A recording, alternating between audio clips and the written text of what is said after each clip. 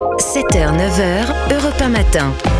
7h20 sur Europe 1, place à l'édito éco, Dimitri Pavlenko. Bonjour Olivier Babot. Bonjour Dimitri, bonjour Anissa, Bonjour à tous. Olivier. Alors on va voyager avec vous ce matin, on va aller en Amérique du Sud. Quel beau pays. Oui, alors on va pas parler du Mercosur, non, on va parler de l'Argentine. Ça fait 1 an que le président Javier Milei a été élu et vous nous proposez un petit point d'étape dans cette révolution libérale qu'il a impulsée. Oui Dimitri, il faut rappeler le contexte particulier de l'Argentine. C'est un pays autrefois formidablement prospère qui était dans un état catastrophique après des décennies d'hyper-interventionnisme étatique initié par Perón dès les années 1940. Alors que son PIB par tête était il y a un siècle au niveau de celui de la France, il se situe aujourd'hui à la 62e place mondiale. La situation était désespérée. Inflation en rythme annuel autour de 200%, croissance négative, déficit abyssal, dette à 155% du PIB. Alors Milei a séduit dans ce contexte très difficile car il a fait la politique comme Nietzsche de la philosophie, au marteau et même, disons-le, à la tronçonneuse. Alors écoutez, il déclare vouloir sortir le socialisme de la tête des gens, dénonce un État mis au service d'une caste corrompue et veut manger tout cru les affairistes de prébande, syndicalistes qui trahissent le peuple, médias qui maintiennent la domination, rien que ça.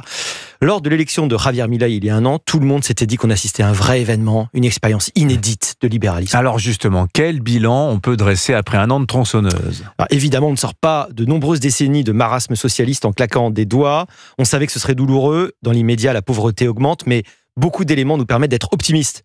L'Argentine a affiché un excédent budgétaire début 2024, après avoir coupé ses dépenses publiques de 12 points de PIB en 6 mois. Imaginez ça.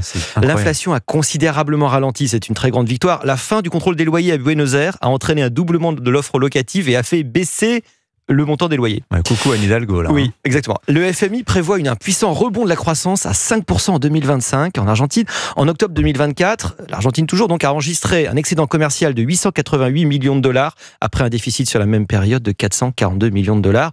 Les investissements commencent à affluer, attirés par un environnement favorable. Stellantis a annoncé un investissement de 400 millions et Renault un investissement de 350 millions de dollars. Comment les Argentins maintenant jugent-ils Javier Milei ? Ça ne doit pas être si populaire que ça, sa politique. Le plus extraordinaire, c'est que les sondages d'opinion montrent que les Argentins continuent à le soutenir malgré évidemment le traitement de cheval qu'il administre à l'État. Mi-août, il avait encore le soutien de 55% des Argentins.